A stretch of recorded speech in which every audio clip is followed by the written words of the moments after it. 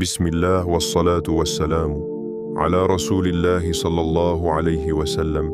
Assalamu alaykum wa rahmatullahi wa barakatuh. Louange à Allah, Seigneur des mondes. Que la paix et la bénédiction soient sur notre prophète Muhammad sallallahu alayhi wa sallam. Assalamu alaykum wa rahmatullahi wa barakatuh. Avant d'aller plus loin, prends une seconde, une seule, et fais une chose simple mais lourde de sens. Abonne-toi à cette chaîne si ce n'est pas encore fait. Écris en commentaire un mot qui vient de ton cœur comme tawakkul, confiance en Allah ou simplement mine. Et partage ce rappel à une personne qui en a besoin aujourd'hui. Parce que celui qui montre une bonne voie aura la même récompense que celui qui la suit. Comme l'a enseigné le prophète, que la paix et le salut d'Allah soient sur lui. Et surtout, reste avec moi jusqu'à la toute fin. Ne quitte pas cette vidéo, car une surprise spirituelle t'attend à la fin. Une chose que beaucoup regrettent de manquer quand ils partent trop tôt, et qui pourrait, par la permission d'Allah, marquer un tournant discret mais réel dans ta vie. Le dimanche. Pour beaucoup, ce n'est rien. Un jour qu'on laisse passer. Un jour qu'on remplit de sommeil en retard, de distractions inutiles, de pensées repoussées à plus tard. Un jour qu'on considère comme vide, sans poids, sans valeur spirituelle particulière. Le dimanche est souvent vu comme une parenthèse, un espace mort entre deux responsabilités, un moment où l'âme se relâche pendant que le cœur s'endort. Et pourtant, le croyant, celui qui a été éduqué par le Coran et poli par la Sunna, ne regarde jamais les jours comme des coquilles vides. Il sait que chaque jour qu'Allah laisse se lever est une opportunité, que chaque souffle accordé est un appel silencieux, et que chaque instant peut devenir un tournant si le cœur est présent. Le croyant comprend quelque chose que beaucoup ignorent. Ce ne sont pas les jours qui sont vides, ce sont parfois les cœurs qui sont distraits. Allah est le Seigneur du lundi comme du vendredi, du samedi comme du dimanche, et sa miséricorde ne connaît ni calendrier humain, ni préférence culturelle. Quand Allah décide de donner, il donne quand il veut, à qui il veut, comme il veut, et parfois, il choisit précisément les moments où les gens ne regardent plus. Ce dimanche 25 janvier 2026 n'est pas un simple chiffre sur un calendrier. Ce n'est pas une date banale qui passera comme les autres si tu décides de l'ignorer. C'est une porte parmi les portes d'Allah. Et certaines portes, comme l'ont compris les pieux avant nous, ne s'ouvrent pas avec des clés matérielles, mais avec des invocations sincères. Il existe des moments où le ciel semble ordinaire aux yeux des gens, mais où les décisions divines descendent, où les destins sont réorientés, où des vies prennent un autre chemin sans bruit, sans annonce, sans miracle spectaculaire visible à l'œil nu. Et c'est souvent là que se cache l'épreuve. Sauras-tu être présent quand rien ne te pousse à l'être? Sauras-tu invoquer Allah quand rien ne t'y oblige extérieurement? Sauras-tu t'arrêter un dimanche alors que tout t'invite à t'éparpiller? Peut-être que tu écoutes ce rappel avec un cœur fatigué. Peut-être que tu portes des questions sans réponse, des retards inexpliqués, des blocages que tu n'arrives plus à comprendre. Peut-être que tu te demandes en silence pourquoi certaines portes restent fermées malgré tes efforts, pourquoi certaines invocations semblent suspendues, pourquoi ton cœur oscille entre espoir et lassitude. Ce rappel n'est pas là par hasard, et ta présence ici, maintenant, n'est pas un accident. Allah attire parfois ses serviteurs sans qu'ils s'en rendent compte. Il les fait s'arrêter sur une parole, sur une vidéo, sur une invocation, au moment exact où ils en ont besoin, même s'ils ne le savent pas encore. Et si ce dimanche précis était le point où Allah décide non pas de tout bouleverser d'un coup, mais de commencer à changer subtilement ton destin? Et si ce jour que tu pensais insignifiant devenait, avec une simple invocation répétée avec sincérité, la graine d'un changement durable? Reste attentif, reste présent. Ne fais pas défiler cette vidéo comme on fait défiler les autres. Pose ton cœur ici, même quelques minutes. Ce que tu vas entendre n'est pas une promesse humaine, ni une formule magique, ni une illusion spirituelle. C'est un rappel ancré dans une vérité profonde de la foi. Allah aime être invoqué, Allah aime qu'on frappe à sa porte, et Allah aime particulièrement le serviteur qui se tourne vers lui quand les autres détournent leur attention.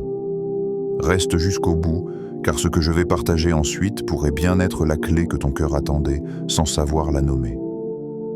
Pourquoi le dimanche est un test spirituel? Le dimanche n'annonce rien. Il ne porte pas en lui une réputation spirituelle forte comme le vendredi. Il ne réveille pas naturellement le croyant comme le mois de Ramadan.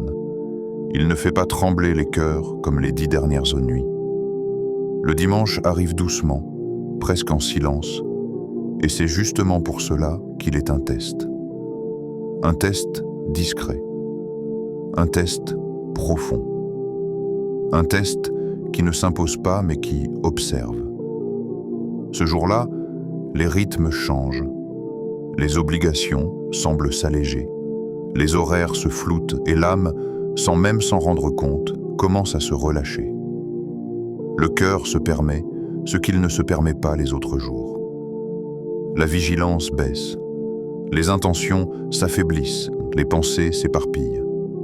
Le dimanche devient alors un miroir fidèle de l'état intérieur du serviteur. Car la foi ne se mesure pas seulement dans les moments forts, visibles, encadrés par des rites collectifs. Elle se révèle surtout dans les moments ordinaires, quand rien n'oblige, quand personne ne regarde, quand l'âme est libre de choisir entre l'insouciance et la présence. Le dimanche met le croyant face à lui-même. Il lui demande silencieusement: quand la pression disparaît, vers quoi ton cœur penche-t-il naturellement? Quand le rappel n'est plus imposé par l'environnement, par l'appel à la prière à la mosquée pleine, par les habitudes sociales, choisis-tu encore Allah ou choisis-tu l'oubli? C'est pour cela que le dimanche est un jour où beaucoup de cœurs se dispersent. Non pas parce qu'ils sont mauvais, mais parce qu'ils sont fatigués, parce qu'ils ont pris l'habitude de fonctionner sous contrainte extérieure. Toute la semaine, les horaires structurent la prière. Les responsabilités encadrent le comportement, la routine maintient une forme de discipline. Mais quand cette structure s'efface, quand le temps s'étire, quand l'âme se sent en permission, ce qui est réellement enraciné dans le cœur apparaît. Le dimanche enlève les béquilles. Il laisse le croyant marcher seul. Et c'est là que le test commence. Allah n'a pas besoin de jours spectaculaires pour éprouver ses serviteurs. Il éprouve parfois dans la facilité plus que dans la difficulté. Il observe quand la charge est légère, quand la tentation de l'oubli est forte, quand la voix du nafs devient plus audible. Le dimanche est ce moment où l'âme murmure: repose-toi, reporte, demain tu reprendras. Et ce murmure n'est pas toujours un péché, mais il devient un danger quand il installe l'habitude du report, quand il transforme l'invocation en option, le rappel en supplément, la présence du cœur en effort inutile. Le croyant sincère comprend alors que le vrai combat ne se joue pas seulement contre le haram évident, mais contre la négligence douce, celle qui ne choque pas mais qui endort. Et pourtant, c'est précisément dans ces moments-là qu'Allah regarde les cœurs sincères. Non pas ceux qui agissent quand tout le monde agit, mais ceux qui se souviennent quand les autres oublient. Allah observe le serviteur qui, un dimanche, choisit de s'asseoir quelques minutes avec son Seigneur alors que rien ne l'y oblige. Celui qui lève les mains, non pas parce qu'il y a une urgence visible, mais parce qu'il a compris que la relation avec Allah ne se limite pas aux crises. Celui-là prouve quelque chose de fondamental. Il n'adore pas Allah par habitude, mais par amour et par conscience. Les pieux prédécesseurs avaient une peur profonde de ces moments de relâchement. Non pas une peur paralysante, mais une lucidité spirituelle. Ils savaient que le cœur, s'il n'est pas entretenu, se couvre de rouille. Ils savaient que la foi monte et descend, et que les baisses commencent souvent dans les moments où l'on se sent en sécurité. Le dimanche, pour eux, n'était pas un jour vide, mais un terrain sensible. un endroit où une petite négligence pouvait devenir une grande distance et où un petit effort pouvait devenir une immense élévation.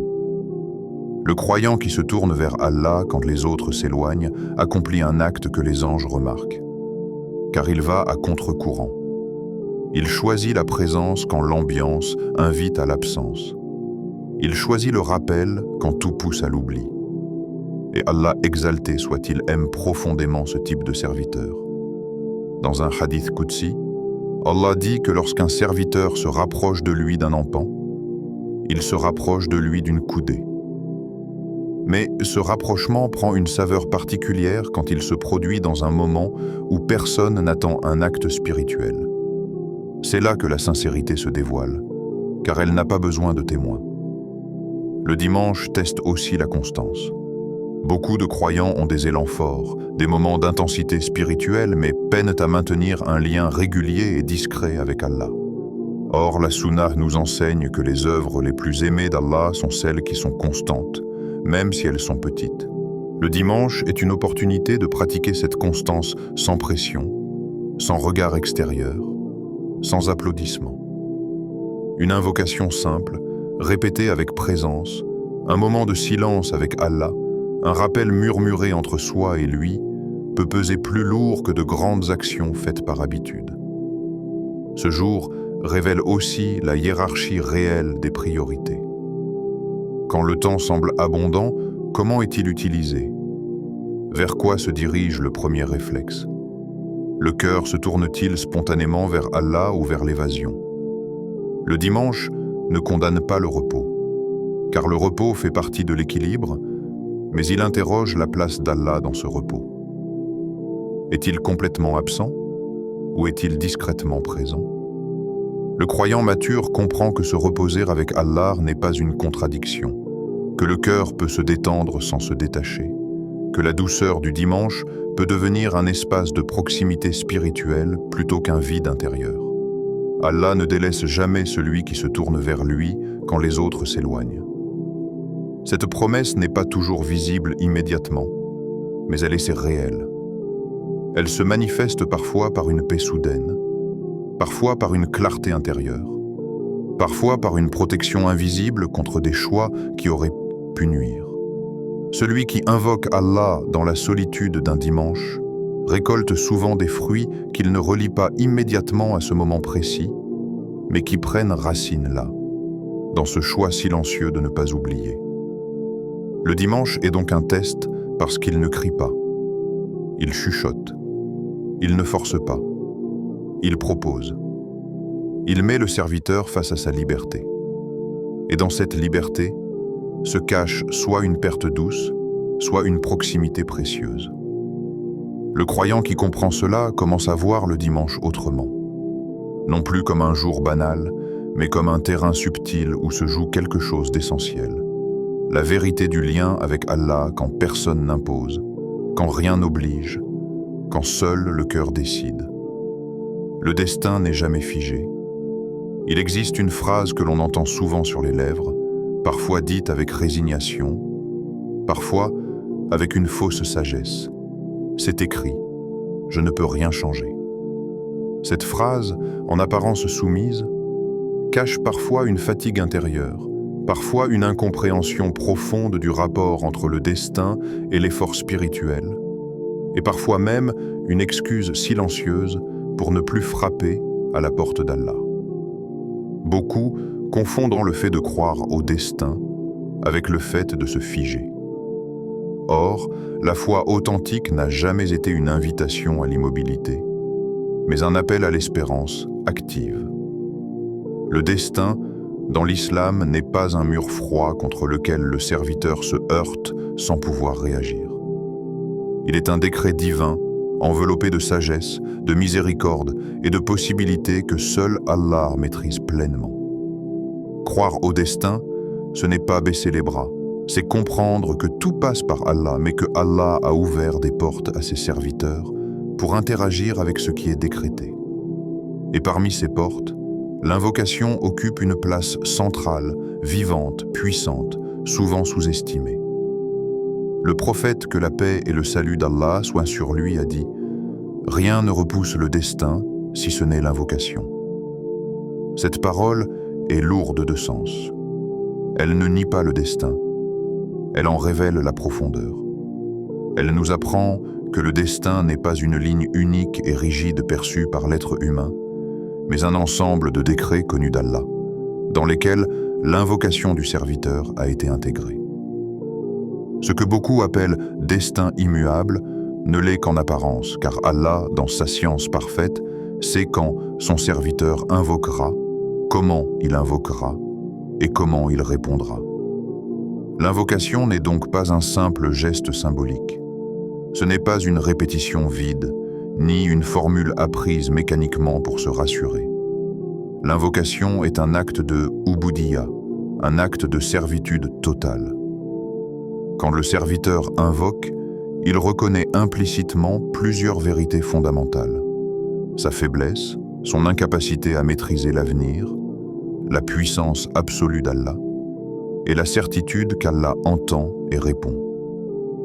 Chaque invocation sincère est une déclaration de foi silencieuse, plus éloquente que bien des discours. Beaucoup invoquent sans vraiment croire que quelque chose peut changer. Ils invoquent par habitude, par mimétisme, parfois par désespoir, mais sans présence du cœur. Et lorsque la réponse tarde, ils concluent que c'était écrit ainsi. Or, la vraie question n'est pas seulement « as-tu invoqué ?», mais « comment as-tu invoqué ? Avec quelle confiance ? Quelle persévérance ? Quelle vision d'Allah avais-tu au moment de lever les mains ? Car l'invocation n'agit pas seulement sur le destin extérieur, elle agit d'abord sur le cœur du serviteur. Quand une personne invoque Allah avec sincérité, elle entre dans un état intérieur particulier. Elle cesse de croire qu'elle contrôle tout. Elle abandonne l'illusion de la toute-puissance humaine. Elle accepte de dépendre d'Allah, non par faiblesse, mais par lucidité. Et c'est précisément cet état qu'Allah aime.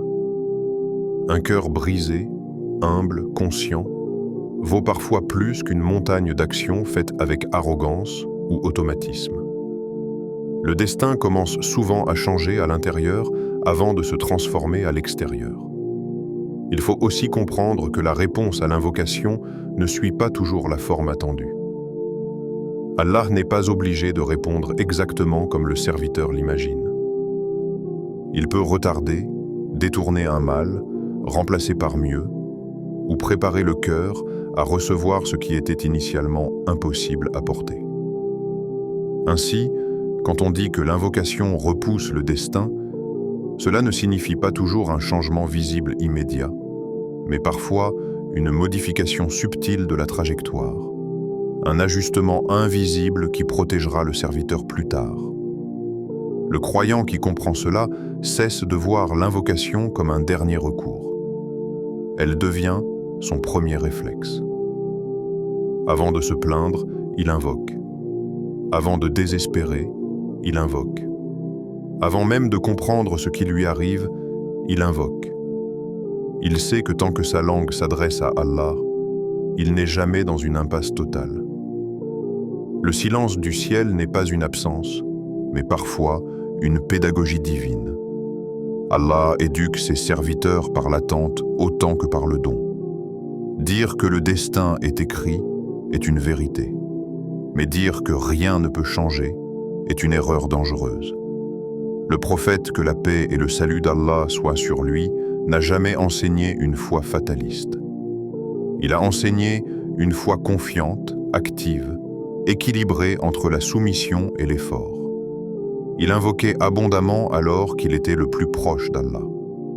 Il demandait la protection, la guidée, la constance, alors qu'il était déjà guidé.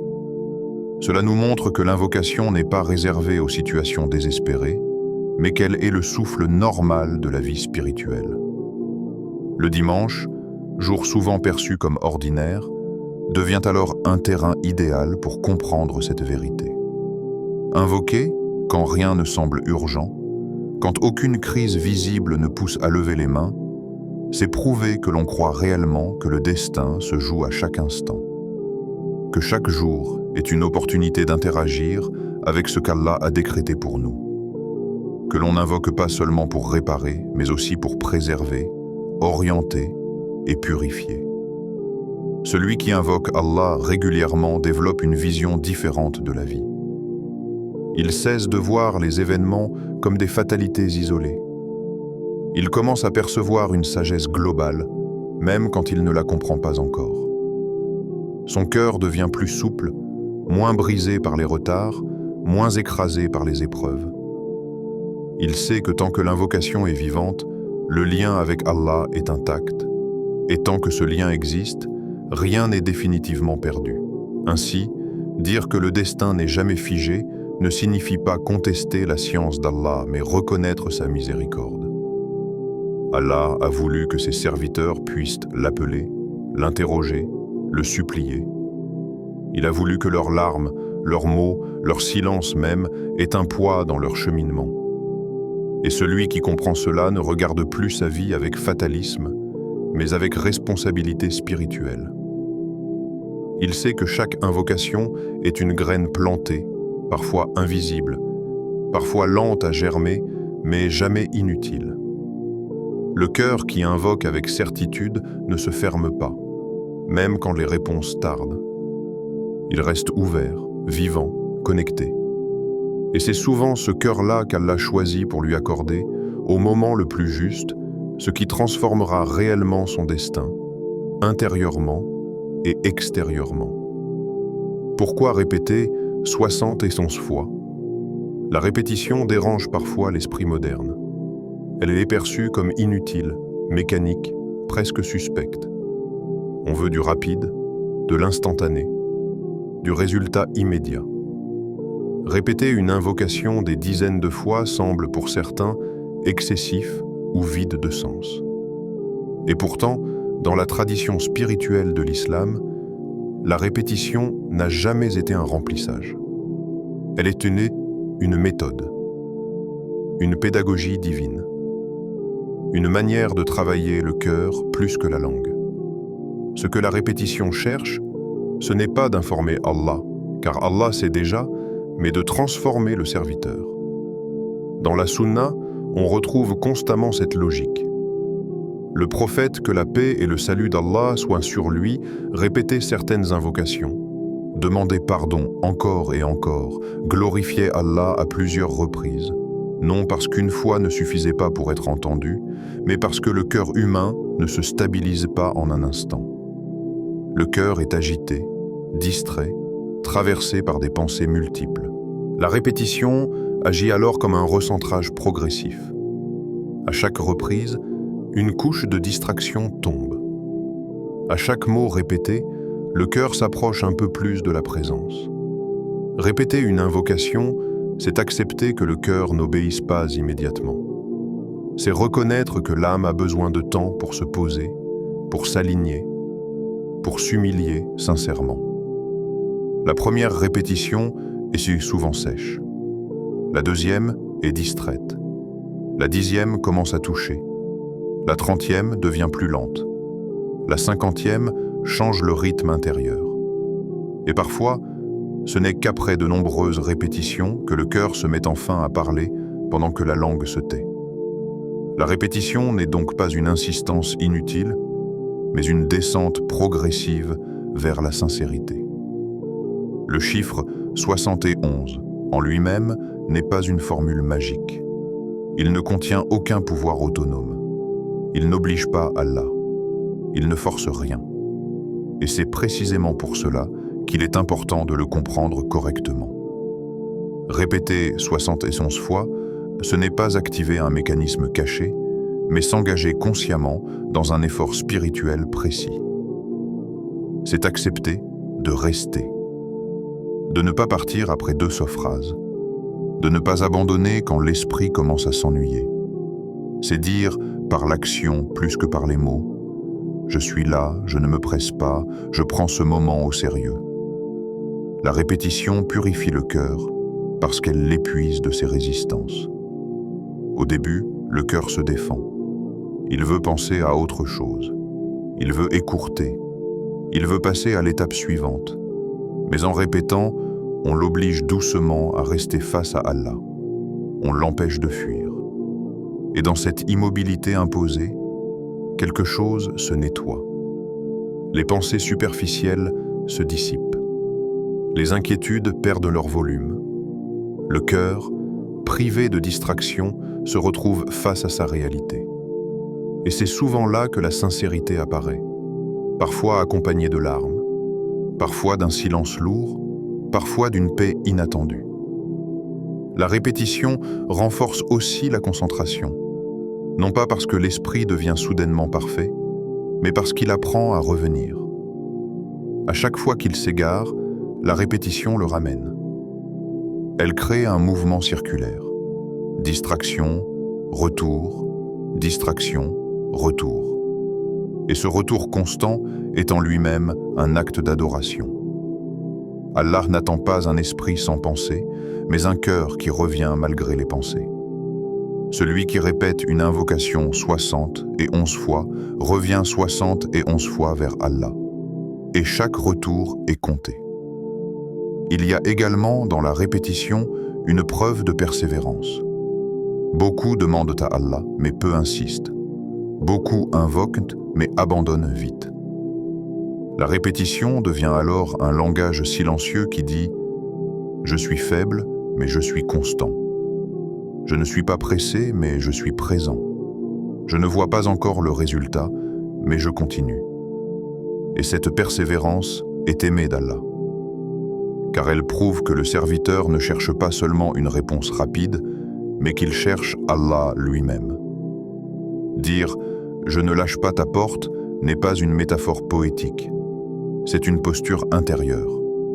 C'est refuser de considérer l'invocation comme une tentative unique. C'est accepter que certaines portes s'ouvrent seulement à ceux qui restent devant, qui frappent encore, qui attendent sans se décourager. La répétition devient alors une forme de veille spirituelle. Le serviteur reste là, humble, conscient de sa petitesse, mais confiant dans la grandeur de celui qui l'invoque. Il y a aussi une sagesse profonde dans le fait de fixer un nombre précis. Le nombre structure l'effort. Il empêche la précipitation. Il empêche aussi l'abandon prématuré. Sans nombre, l'âme est courte. Avec un nombre, elle se discipline. Elle sait qu'elle a un chemin à parcourir, un engagement à tenir. Le chiffre devient un cadre, non une contrainte vide. Et plus le nombre est dépassé, plus la répétition devient intérieurement qualitative. On ne compte plus seulement avec les doigts, on compte avec le cœur. La répétition agit également sur la perception du temps. Elle ralentit. Elle extrait le serviteur du rythme pressé du monde. Répéter 71 fois oblige à s'arrêter, à respirer différemment, à ressentir chaque mot, à entendre sa propre voix intérieure. Dans un monde où tout va vite, cette lenteur devient un acte de résistance spirituelle. Elle dit « Ce moment est à Allah. Il n'est pas négociable, il n'est pas compressible, il mérite du temps. » Il est important de comprendre que la répétition ne change pas Allah. Elle change le serviteur. Allah n'a pas besoin d'être convaincu. Il est déjà capable, déjà miséricordieux, déjà proche. Ce qui a besoin de transformation, c'est le cœur humain. Et la répétition est l'un des moyens les plus efficaces pour le travailler en profondeur. Elle casse l'orgueil, car répéter, c'est accepter de demander encore. Elle casse l'impatience, car répéter, c'est accepter de prendre du temps. Elle casse la superficialité, car répéter, c'est aller au-delà du premier niveau. Quand le serviteur répète une invocation 60 et 11 fois, il traverse plusieurs états. Au début, il est extérieur, puis il devient attentif. Ensuite, il devient vulnérable. Et parfois, sans prévenir, il devient sincère. C'est ce cheminement intérieur qui donne à la répétition sa valeur. Ce n'est pas le nombre qui touche Allah, mais ce qu'il provoque dans le cœur du serviteur. Ainsi, répéter 60 et 11 fois n'est ni un rituel vide, ni une superstition. C'est un acte conscient, structuré, humble, qui traduit une réalité simple et profonde. Le serviteur choisit de rester devant Allah, de ne pas se lever trop tôt, de ne pas conclure trop vite. Il choisit de dire par l'effort et non par le discours: « Je suis là, j'ai besoin de toi, et je continuerai à frapper tant que tu me donneras le souffle de frapper. » Le meilleur moment pour invoquer ce dimanche. Choisir le moment de l'invocation n'est pas un détail secondaire. C'est déjà une partie de l'invocation elle-même. Le temps dans lequel tu invoques façonne l'état de ton cœur, et l'état de ton cœur colore tes paroles. Beaucoup invoquent n'importe quand, n'importe comment, entre deux notifications, entre deux pensées, sans réellement entrer dans la présence. Or, le croyant attentif comprend que certains instants sont plus propices, non parce qu'Allah serait absent le reste du temps, mais parce que le cœur humain, lui, est plus disponible.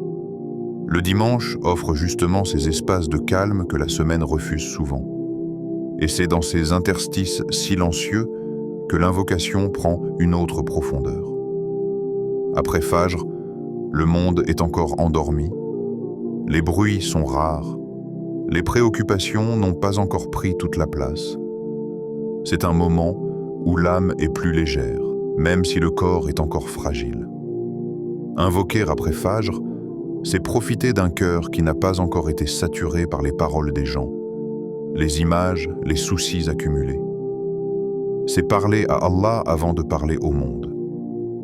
Dans cette lumière douce du matin, l'invocation ressemble à une semence déposée dans une terre encore vierge. Les mots montent plus facilement, non pas parce qu'ils sont plus beaux, mais parce qu'ils sont moins concurrencés. Celui qui invoque à ce moment-là sent souvent une clarté particulière, une lucidité intérieure qui ne vient pas de l'intellect, mais d'un alignement entre le cœur et le silence. Entre Asr et Maghrib, le temps change de couleur. La journée commence à décliner, l'agitation ralentit, et l'âme ressent inconsciemment le passage. C'est un moment de transition, et les transitions sont des espaces puissants pour l'invocation. Invoquer à ce moment-là, c'est comme s'arrêter au bord d'un fleuve avant qu'il ne disparaisse dans la nuit.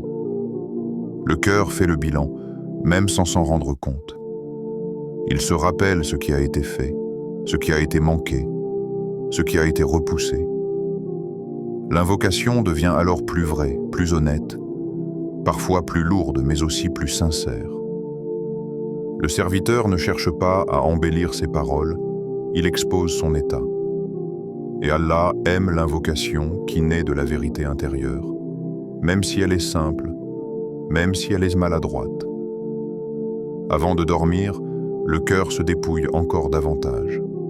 Le corps se fatigue, les défenses tombent, les masques se relâchent. Invoquer avant de dormir, c'est parler à Allah dans un état où l'âme sait qu'elle lâche le contrôle. Le sommeil est une petite mort, et le cœur le ressent. Les peurs remontent parfois, les regrets aussi, mais également l'espoir. L'invocation à ce moment-là n'a pas besoin d'être longue, elle a juste besoin d'être vraie. Le serviteur confie sa nuit, son lendemain, son destin entre les mains d'Allah, sans garantie de se réveiller. Cette vulnérabilité donne à l'invocation une profondeur que peu d'autres moments offrent. Mais au-delà du moment choisi, il y a la manière d'entrer dans l'invocation. Éloigner le téléphone n'est pas un conseil anodin. Le téléphone n'est pas seulement un objet, c'est une porte ouverte vers la dispersion. Le garder près de soi, même éteint, maintient une tension intérieure, une attente inconsciente. L'éloigner, c'est signifier au cœur que ce moment est différent, qu'il n'y aura pas d'interruption, pas d'urgence extérieure plus importante que ce rendez-vous avec Allah. Ce geste simple a un impact profond sur la qualité de la présence intérieure. S'asseoir face à la Qibla, si possible, n'est pas une obligation, mais c'est une orientation symbolique puissante. Le corps s'aligne, et parfois, le cœur suit. Cette direction rappelle au serviteur qu'il ne parle pas dans le vide, qu'il s'adresse à celui vers qui il se tourne dans la prière. Le corps participe alors à l'invocation, et pas seulement la langue. Même la posture devient une forme d'adoration silencieuse. Mais le point le plus important reste celui-ci: présenter son cœur avant ses mots. Beaucoup commencent à invoquer alors que leur cœur est encore ailleurs. Ils récitent pendant que l'âme court. Présenter son cœur, c'est s'arrêter quelques secondes avant de parler. C'est respirer. C'est reconnaître intérieurement son état réel. Fatigue, confusion, espoir, peur, peu importe. Il ne s'agit pas de corriger cet état, mais de le reconnaître devant Allah. Ce moment de vérité intérieure prépare l'invocation bien plus que n'importe quelle éloquence. Allah ne regarde pas l'éloquence, il regarde la sincérité. Cette phrase semble simple, mais elle est lourde de conséquences. Elle libère le serviteur de la pression de bien dire. Elle lui permet de parler comme il est, avec ses mots, avec son niveau, avec son langage intérieur. Elle lui rappelle que l'invocation n'est pas un discours public, mais une confidence. Un chuchotement parfois, une plainte parfois, un silence parfois. Et même ce silence peut être une invocation si le cœur est tourné vers Allah. Le meilleur moment pour invoquer n'est donc pas seulement un horaire précis, mais un moment où le cœur accepte de se rendre présent. Le dimanche, par sa lenteur relative, offre ces espaces. Il donne l'occasion de ne pas se presser, de ne pas bâcler, de ne pas faire de l'invocation une tâche parmi d'autres. Il permet aux croyants de transformer un instant ordinaire en rencontre spirituelle. Quand le serviteur choisit consciemment un moment calme, qu'il éloigne ce qui le distrait, qu'il oriente son corps et son cœur, il envoie un message silencieux. Ce moment compte. Et Allah honore les moments que ses serviteurs honorent. Pas toujours de la manière attendue, pas toujours immédiatement, mais toujours avec sagesse. Ainsi, invoquer après Fajr, entre Asr et Maghrib, ou avant de dormir ce dimanche, n'est pas une règle rigide, mais une invitation à sortir de l'automatisme, à choisir un espace où le cœur peut respirer, à comprendre que l'invocation n'est pas seulement ce que l'on dit, mais le cadre que l'on crée pour dire. Et quand ce cadre est sincère, simple, humble, alors même les mots les plus simples deviennent lourds de sens auprès d'Allah. L'invocation à répéter 71 fois. L'invocation que nous allons répéter aujourd'hui n'est pas simplement un enchaînement de mots. Elle est un pont entre ton cœur et celui qui connaît l'invisible, une conversation intime que personne d'autre ne peut entendre, une demande sincère qui ne dépend que de la présence de ton cœur. Allahumma ya muqallib al-qulub, sarif qalbi ala ta'atik, wa ikhtir li ma fihi khayr dini wa dunyaya. N'est pas une formule magique qu'on prononce par habitude. C'est une déclaration consciente de dépendance, de soumission et de confiance envers Allah. Chaque mot prononcé est un souffle, un pas vers lui, un rappel que le cœur, malgré ses distractions et ses faiblesses, peut encore revenir vers la lumière. Le début de l'invocation, Allahumma ya muqallib al-qulub, attire notre attention sur une vérité essentielle. Allah est celui qui change les cœurs. Combien de fois notre cœur oscille entre la patience et l'impatience, entre le désir du bien et l'attraction du monde? Combien de fois nos intentions faiblissent, nos décisions s'égarent, nos espoirs se brisent? Reconnaître qu'Allah est celui qui peut corriger, orienter et stabiliser notre cœur, c'est déjà un acte d'humilité et de foi profonde. Ce n'est pas un aveu de faiblesse décourageant, mais un rappel que nous avons un refuge éternel, que notre cœur a une boussole divine qui ne faillit jamais. Répéter ce nom et cette demande 71 fois n'est pas une répétition mécanique. Chaque répétition est une redirection de l'âme, un acte de persévérance qui purifie, aligne et fortifie. Au début, le cœur peut être distrait. La langue peut prononcer les mots sans réelle présence et l'esprit peut s'échapper vers d'autres pensées. Mais en répétant, lentement, humblement, le cœur se recentre. Les pensées parasites s'effacent peu à peu. La respiration se calme. Les tensions intérieures se relâchent. Ce processus transforme l'invocation en mouvement spirituel, un rituel vivant qui agit sur le cœur plus que sur les lèvres. Le deuxième segment de l'invocation, Sarif Kalbi Alata Atik, est un appel direct. Oriente mon cœur vers ton obéissance. Ici, le serviteur ne demande pas seulement une faveur ou un bien matériel. Il demande la constance, la fidélité, la guidance intérieure. Il reconnaît que la vraie richesse n'est pas dans ce qui est visible, mais dans ce que le cœur suit et comprend. Orienter son cœur vers l'obéissance n'est pas un processus instantané. Cela demande persistance, rappel et humilité. C'est pourquoi la répétition joue un rôle central. Elle est le fil qui tisse chaque mot avec le cœur, chaque intention avec l'acte, chaque espoir avec la foi. La troisième partie, Wa irtir li ma fihi khayr dini wa dunyaya, nous plonge dans une dimension complète de la vie. Le serviteur ne demande pas uniquement la réussite d'une journée, d'une tâche ou d'un objectif matériel. Il demande le meilleur pour sa religion et pour sa vie dans ce monde. Cette invocation embrasse à la fois l'éternité et le quotidien, l'invisible et le concret. Elle est un rappel que le cœur doit toujours chercher le bien véritable, même quand les désirs du monde semblent urgents et puissants. Répéter cette invocation 71 fois transforme l'acte en rituel de purification et de centrage. Chaque répétition est comme un souffle qui purifie la poussière des distractions, comme une goutte d'eau qui, peu à peu, lave les impuretés du cœur. Chaque répétition rappelle que le lien avec Allah n'est pas ponctuel mais constant, que le retour vers lui ne se fait pas en un mot, mais en un chemin, une pratique quotidienne, une patience silencieuse. Il est essentiel de comprendre le rythme et la posture de cette répétition.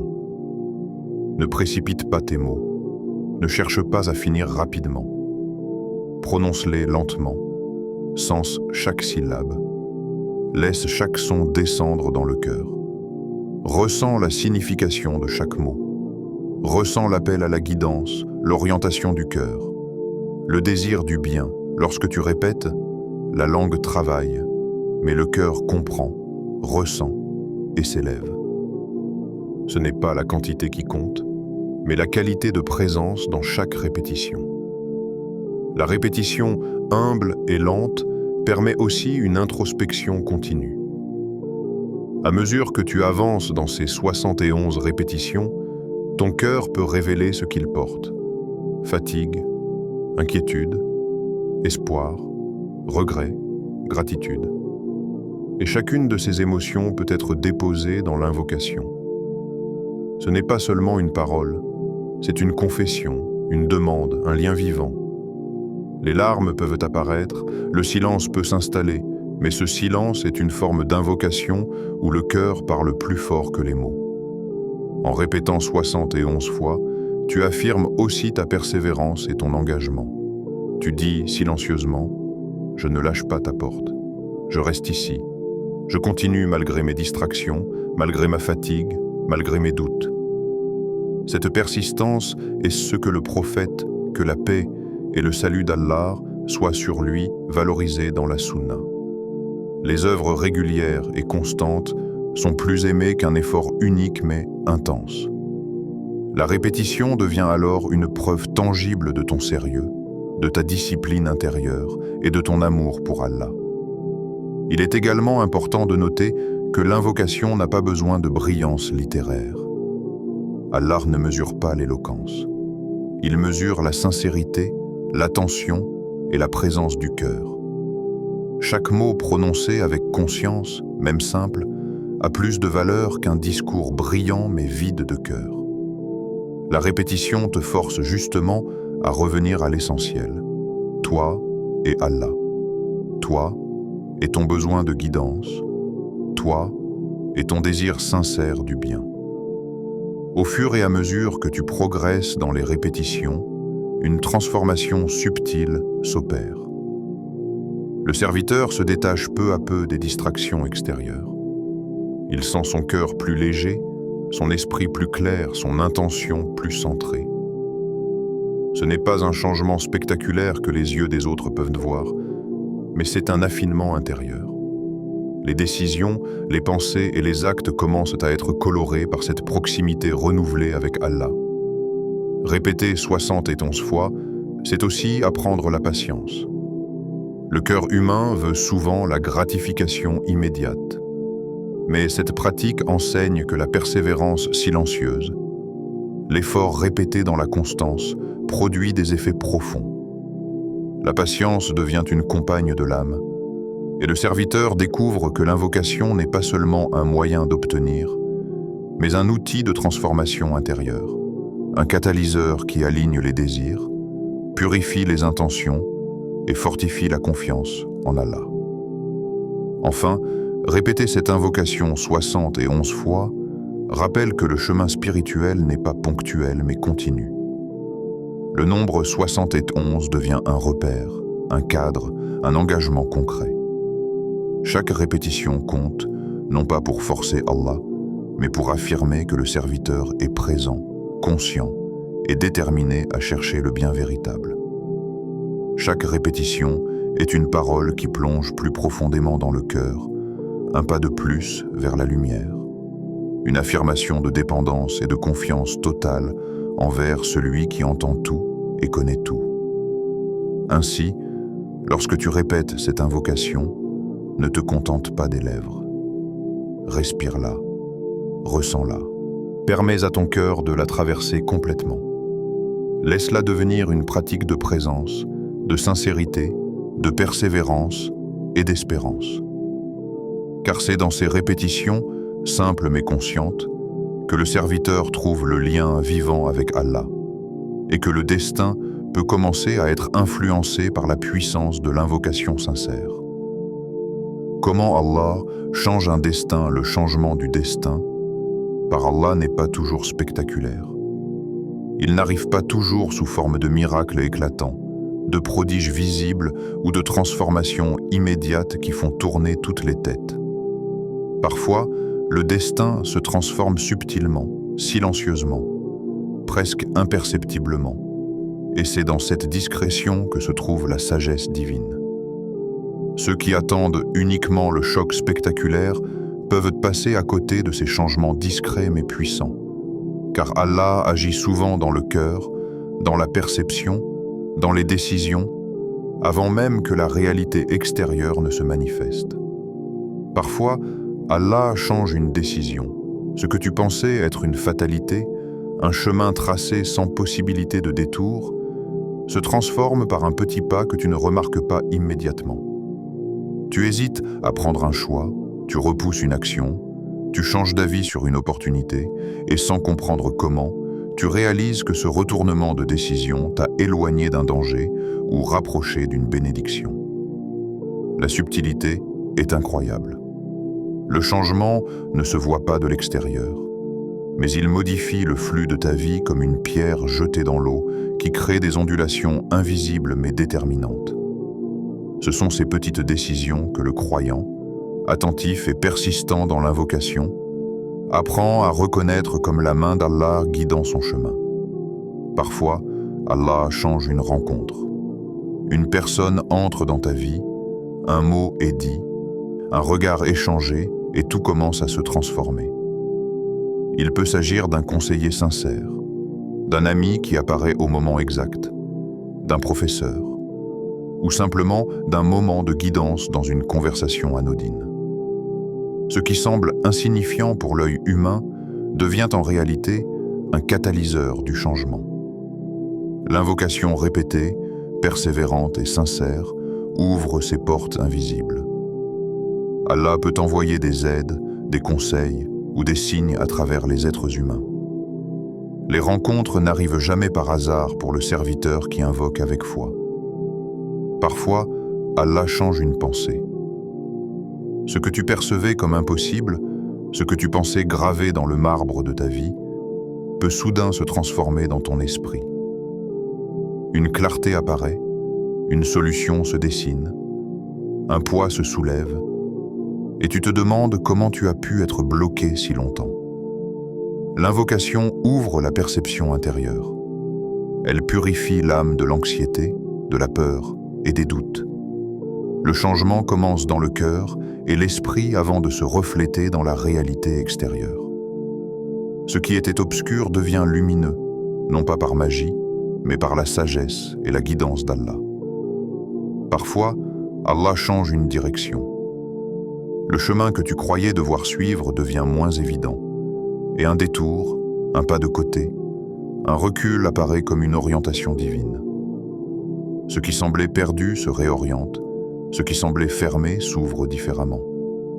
C'est souvent imperceptible, mais crucial. Le croyant qui persiste dans l'invocation et remarque ces petites inflexions dans sa vie, et il comprend que le destin n'est jamais totalement rigide. Allah a prévu chaque détail, y compris les réponses que tu ne vois pas encore, et ces ajustements subtils façonnent la vie de manière souvent plus parfaite que ce que ton esprit pouvait imaginer, et soudain, ce qui te bloquait disparaît. Ce qui te paraissait impossible s'ouvre doucement. Ce qui te pesait s'allège. Ce qui te faisait peur devient clair. Mais cette transformation ne se produit pas toujours d'un coup. Elle commence par un petit signe, une intuition, un apaisement du cœur, une décision facilitée. L'invocation répétée, sincère, crée cet espace de transformation. Allah ne change pas seulement la réalité extérieure, il prépare le cœur, il prépare l'âme, et parfois, le changement visible n'arrive qu'après un temps de maturation invisible. Comprendre comment Allah change un destin demande de développer la patience et la vigilance intérieure. Beaucoup de serviteurs abandonnent trop tôt, frustrés de ne pas voir immédiatement les résultats de leurs invocations. Mais le croyant persistant sait que la transformation intérieure précède la manifestation extérieure. La patience et la constance dans l'invocation créent les conditions spirituelles pour que le changement se produise. C'est ce lien entre l'effort persistant et la guidance divine qui fait la beauté et la profondeur de la foi. Ce changement peut se manifester également par une nouvelle paix intérieure. Le cœur qui était agité, tourmenté par les obstacles ou les inquiétudes, commence à sentir un apaisement. La tension diminue, les décisions se font plus claires et une confiance tranquille s'installe. Cette paix n'est pas le fruit du hasard, mais de l'invocation sincère et répétée. Même si le problème extérieur persiste, le cœur sait désormais que la main d'Allah est présente, que la guidance est en marche et que rien n'est jamais perdu pour celui qui l'invoque avec foi. Il est aussi important de comprendre que le changement du destin n'est pas toujours spectaculaire, mais il est toujours précis et adapté au serviteur. Allah sait ce qui est le meilleur pour chaque personne dans le monde et dans l'au-delà. Parfois, ce qui semble être une défaite ou un retard est en réalité une protection divine, un recalibrage de la vie pour éviter ce qui serait nuisible et pour orienter vers ce qui est bénéfique. L'invocation répétée, persévérante et sincère est la manière dont le serviteur collabore avec cette sagesse en ouvrant la porte à ce que Allah a prévu, sans même le comprendre immédiatement. Le croyant apprend alors à reconnaître les changements invisibles. Il remarque des coïncidences, des facilités nouvelles, des obstacles qui s'évanouissent, des idées lumineuses qui surgissent au bon moment. Il comprend que ce n'est pas un hasard, mais la réponse à l'invocation persistante. Ce lien vivant entre le cœur du serviteur et la sagesse d'Allah transforme le regard sur la vie. Chaque événement, chaque rencontre, chaque décision est désormais perçue comme un potentiel instrument de guidance, de bénédiction ou de correction. Enfin, comprendre comment Allah change un destin enseigne l'humilité et la confiance simultanément. Le serviteur réalise qu'il n'a aucun contrôle total, mais qu'il a le pouvoir de chercher la présence d'Allah à chaque instant. Il apprend à poser les mains sur son cœur, à élever les mains en invocation, à parler sincèrement, à persister malgré les doutes et à attendre sans impatience. Et c'est dans cette constance que se crée la magie silencieuse du changement. Pas celle des miracles visibles, mais celle du destin qui s'oriente, de l'âme qui se purifie, du cœur qui s'apaise, et de la vie qui s'ouvre à de nouvelles possibilités. Le dimanche, choisi pour son calme relatif et pour sa capacité à faire émerger le cœur de l'oubli, devient ainsi un terrain idéal pour cet alignement. L'invocation répétée et consciente, la patience, la persévérance et la présence sincère du cœur permettent à Allah de travailler doucement sur la vie du serviteur. Le changement peut se manifester dans une pensée, une rencontre, une décision ou un état intérieur, mais il est toujours réel, précis et parfaitement adapté au bien du croyant. Ce que nous apprend cette réalité, c'est que l'invocation est un outil de transformation du destin et que le serviteur persistant et sincère ne perd jamais. Même les moments où rien ne semble bouger sont en réalité des préparations invisibles pour la manifestation future de ce qui est bon, utile et bénéfique. Allah change le destin non pas par l'éclat, mais par la précision. Et le croyant attentif apprend à reconnaître la main du Créateur dans le calme, dans la lenteur et dans la patience. Le signe que ton invocation est acceptée, invocation finale et conclusion. Le signe que ton invocation est acceptée n'est pas toujours spectaculaire. Il ne s'agit pas nécessairement d'un miracle visible, d'un événement qui attire immédiatement l'attention de tous autour de toi. La plupart du temps, Allah agit dans le silence, dans la subtilité et à l'intérieur de ton cœur. Celui qui cherche des preuves visibles peut facilement passer à côté des signes qui se manifestent intérieurement, dans la sérénité, dans la confiance, dans l'élévation du cœur. Comprendre ces signes, c'est comprendre que l'invocation n'est pas seulement un acte extérieur, mais un échange vivant entre ton âme et ton Créateur. Après avoir répété l'invocation 71 fois, tu peux ressentir une paix nouvelle. Cette paix n'est pas simplement une absence d'agitation extérieure. Elle est une tranquillité profonde qui traverse le cœur et l'esprit. Ton regard sur les problèmes change. Les inquiétudes, qui semblaient ni si lourdes et omniprésentes, s'allègent. Le poids des décisions à prendre ou des obstacles à affronter devient moins écrasant. Cette paix est le premier signe que ton invocation a trouvé écho auprès d'Allah. Il ne s'agit pas de magie ou de hasard, mais d'une transformation intérieure qui annonce une guidance divine. Un autre signe puissant est une confiance étrange qui s'installe. Même si la situation extérieure n'a pas encore changé, tu te surprends à avancer avec assurance. Tu sens une force intérieure que tu n'avais pas auparavant. Un alignement entre tes intentions et ton cœur. Comme si Allah avait commencé à rediriger tes pas avant même que tu ne vois le résultat. Cette confiance n'est pas arrogance.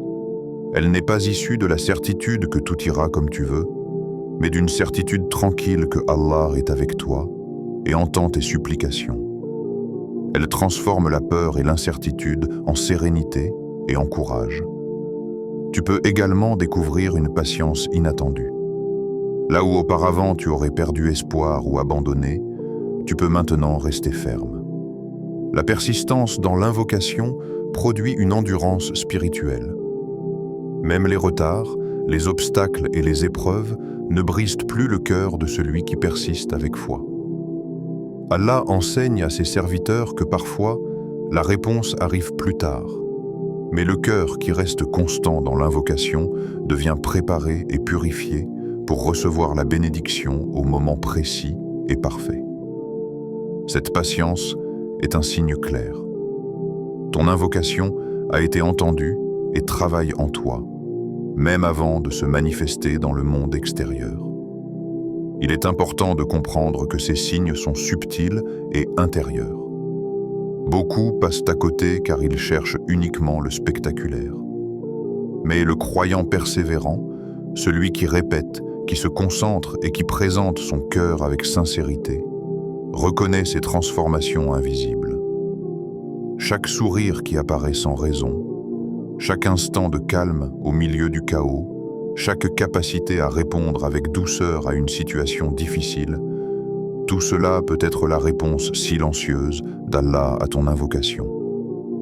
Lorsque tu remarques ces signes, prends un moment pour les accueillir et les apprécier.